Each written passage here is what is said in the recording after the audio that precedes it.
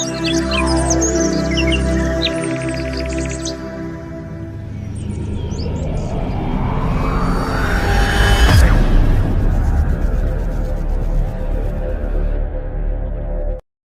Morning friends, praise the lord.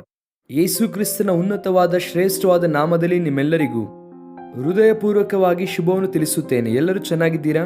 ಕರ್ತನ ಕೃಪೆಯಲ್ಲಿ ನೀವು ವೃದ್ಧಿಯಾಗಬೇಕೆಂದು, ಆತನು ತನ್ನ ಐಶ್ವರ್ಯಕ್ಕೆ ತಕ್ಕ ಹಾಗೆ ನಿಮ್ಮ ಕೊರತೆಯನ್ನು ನೀಗಿಸಬೇಕೆಂದು, ಯೇಸು ಕ್ರಿಸ್ತನ ಮಾರ್ಗದಲ್ಲಿ ನೀವೆಲ್ಲರೂ ಕೂಡ ಮುಂದೆ ಸಾಗಬೇಕೆಂದು ಪ್ರತಿದಿನವೂ ಕೂಡ ನಿಮಗೋಸ್ಕರ ಬಲವಾಗಿ ಪ್ರಾರ್ಥಿಸುತ್ತಿದ್ದೇವೆ.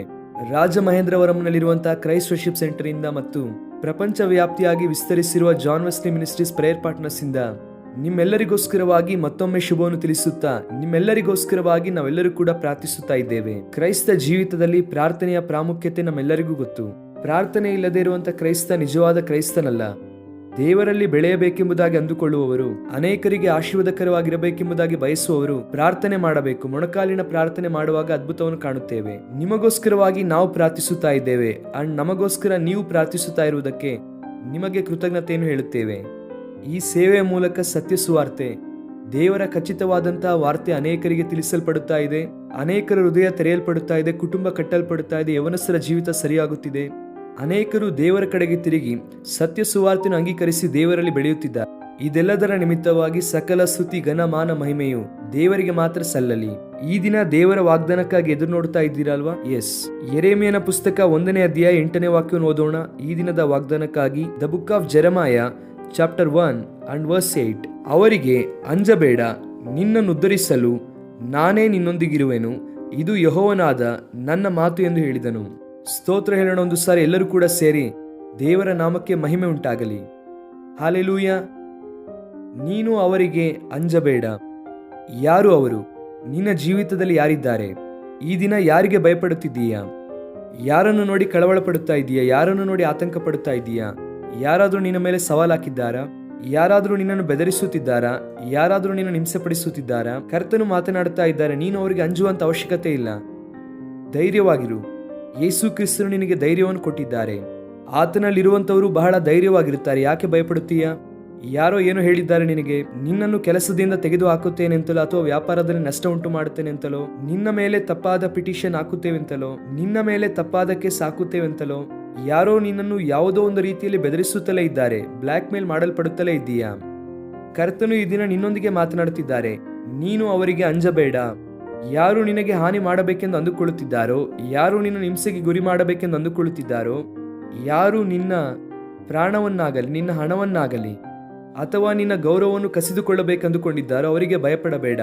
ಯೆರೆಮೀಯನೊಂದಿಗೆ ದೇವರು ಮಾತನಾಡುತ್ತಿದ್ದಾರೆ. ನೀನು ಗರ್ಭದಲ್ಲಿ ರೂಪಿಸಲ್ಪಡುವುದಕ್ಕಿಂತ ಮುಂಚೆ ಅರಿತಿದ್ದೇನೆ, ನಿನ್ನನ್ನು ಪ್ರತಿಷ್ಠಿಸಿದ್ದೇನೆ, ಜನರಿಗೆ ಪ್ರವಾದಿಯನ್ನಾಗಿ ನೇಮಿಸಿದ್ದೇನೆ. ಅಂದರೆ ಯೆರೆಮೀಯ ಸ್ವಲ್ಪ ಭಯಪಟ್ಟು ದೇವರ ಬಳಿ ಬಂದು ಹೇಳುತ್ತಾನೆ, ದೇವರೇ, ನಾನು ಬಾಲಕನು, ನನ್ನಿಂದ ಆಗುತ್ತದೋ ಇಲ್ಲವೋ, ನಾನು ಹೇಗೆ ನಿನ್ನ ಮಾತನ್ನು ಪ್ರಕಟಿಸಲಿ ಅಂದಾಗ ದೇವರು ಹೇಳುತ್ತಾರೆ, ನಾನು ನಿನ್ನೊಂದಿಗೆ ಇದ್ದೇನೆ, ನಾನು ಹೇಳುವುದನ್ನು ಹೋಗಿ ಜನರಿಗೆ ಹೇಳು ಅನ್ನುತ್ತಾರೆ. ಅನೇಕ ಸಾರಿ ನಮ್ಮ ಜೀವಿತದಲ್ಲಿ ದೇವರು ನಮ್ಮನ್ನು ಸಂಧಿಸುತ್ತಿದ್ದರೂ ಕೂಡ, ಆತನು ನಮ್ಮನ್ನು ಸ್ಪರ್ಶಿಸುತ್ತಿದ್ದರೂ ಕೂಡ ನಮ್ಮ ಜೀವಿತದಲ್ಲಿರುವಂತಹ ಸಮಸ್ಯೆಯನ್ನು ಎತ್ತಿ ತೋರಿಸುವುದಕ್ಕೆ ಪ್ರಯತ್ನ ಮಾಡುತ್ತಾರೆ. ನನಗೆ ಅದಿಲ್ಲ, ನನಗೆ ಇದಿಲ್ಲ, ಇದರಿಂದ ನಾನು ಅದನ್ನು ಮಾಡುವುದಕ್ಕೆ ಆಗುತ್ತಿಲ್ಲ, ನನಗೆ ಅದು ಇಲ್ಲ, ಆದ್ದರಿಂದ ನಾನು ಹೀಗೆ ಇರುವುದಕ್ಕೆ ಆಗುತ್ತಿಲ್ಲ ಎಂದು ಯಾವುದೋ ವಿಧವಾದಂತಹ ಕೊರತೆಯನ್ನು, ನ್ಯೂನ್ಯತೆಯನ್ನೇ ನಾವು ಎತ್ತಿ ತೋರಿಸಿ ಕರ್ತನಿಗೋಸ್ಕರ ಏನು ಮಾಡಲಿಕ್ಕೆ ಆಗದೇ ಇರುವಂತಹ ಪರಿಸ್ಥಿತಿಯಲ್ಲಿ ಜೀವಿಸುತ್ತೇವೆ. ಒಂದು ವೇಳೆ ಇಲ್ಲಿಯ ತನಕ ನೀನು ಹಾಗೆ ಇದ್ದೀಯೇನೋ?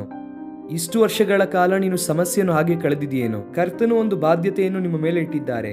ಆತನು ನಿನ್ನನ್ನು ನಡೆಸಬೇಕೆಂದು, ಬಲಪಡಿಸಬೇಕೆಂದು, ತನ್ನ ಮಹಿಮೆಗಾಗಿ ಉಪಯೋಗಿಸಬೇಕೆಂದು ಇಷ್ಟಪಡುತ್ತಿದ್ದಾರೆ. ಈ ಭೂಮಿಯಲ್ಲಿ ನೀನು ಯಾತಕ್ಕಾಗಿ ಇದ್ದೀಯಾ ಗೊತ್ತಾ?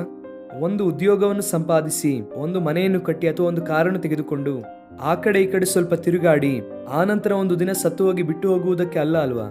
ದೇವರ ಮಕ್ಕಳು ಈ ಲೋಕದಲ್ಲಿರುವುದು. ಈ ಲೋಕದಲ್ಲಿ ದೇವರು ನಮ್ಮನ್ನು ಯಾಕೆ ಇಟ್ಟಿದ್ದಾರೆ ಅಂದರೆ, ನಾವು ಆತನಿಗೆ ಬೆಳಕಾಗಿ ಇರುವುದಕ್ಕಾಗಿ, ನಾವು ಲೋಕಕ್ಕೆ ಉಪ್ಪಾಗಿರಬೇಕೆಂದು. ದೇವರ ಜ್ಞಾನವು ನಮ್ಮ ಮೂಲಕ ಲೋಕಕ್ಕೆ ಸಾರಲ್ಪಡಬೇಕೆಂದು, ತಲುಪಬೇಕೆಂದು. ಭಕ್ತನಾದ ಪೌಲನು ಕೂಡ ಅದೇ ಹೇಳುತ್ತಾನೆ ಎಫೆಸ ಸಭೆಗೆ ಬರೆಯುವಾಗ, ದೇವರ ಕುರಿತಾದ ಜ್ಞಾನವು ಸಭೆಯ ಮೂಲಕ ಲೋಕಕ್ಕೆ ಪರಿಚಯಿಸಲ್ಪಡಬೇಕೆಂದು ದೇವರು ಬಯಸುತ್ತಿದ್ದಾರೆ. ಆತನು ತನ್ನ ಜ್ಞಾನವನ್ನು ಲೋಕಕ್ಕೆ ಕೊಡುವುದಕ್ಕೆ ಲೋಕ ಸಂಬಂಧವಾದಂತಹ ವ್ಯಕ್ತಿಗಳನ್ನು ಆರಿಸಿಕೊಳ್ಳಲಿಲ್ಲ, ಸಭೆಯನ್ನು ಆರಿಸಿಕೊಂಡರು, ಸಭೆಯ ಮಕ್ಕಳನ್ನು ಆರಿಸಿಕೊಂಡರು.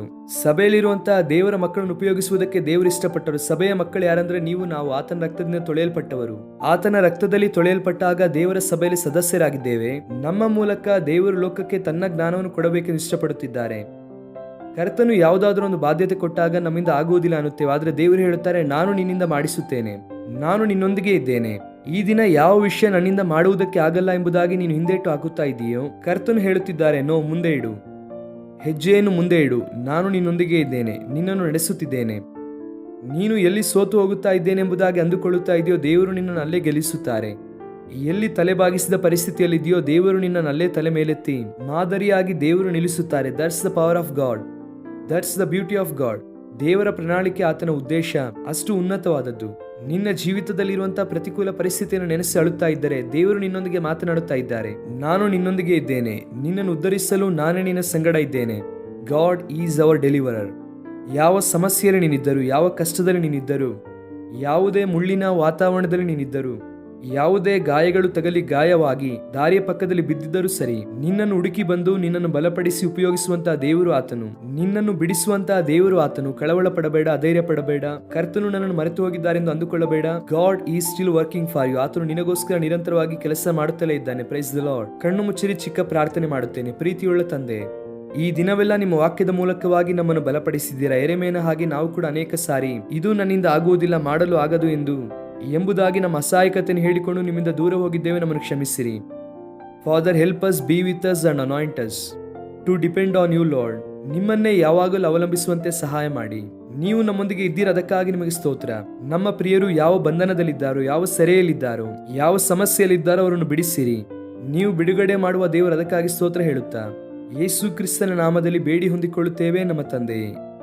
ಆಮೇನ್, ಆಮೇನ್, ಆಮೇನ್. God bless you, dear friends. Have a wonderful day.